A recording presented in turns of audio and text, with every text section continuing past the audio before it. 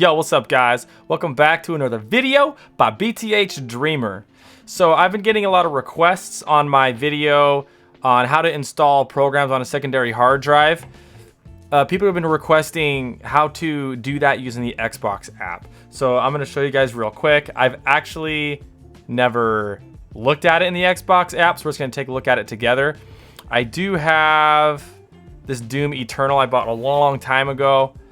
And we're just gonna check it out. Let's look at what options we have here. Share, choose edition. Nope. Let's hit install. Here it is right here.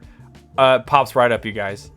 So you want to select your folder or on the hard drive where you want to store the game, your secondary hard drive. Your C drive is always going to be your primary hard drive.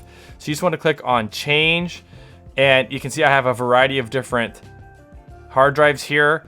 So let's say I want to do it to this one, my big mofo backup, and just find a folder or create one, a new folder, call it games. And you could select that folder.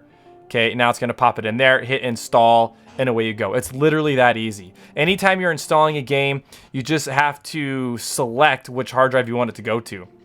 It's really that simple. It's a menu that pops up. I hope this is helpful for you guys. If you have more questions about this, just shoot me a comment down below. Also, keep in mind, don't use USB drives for running games off of. You want it to be an internal hard drive.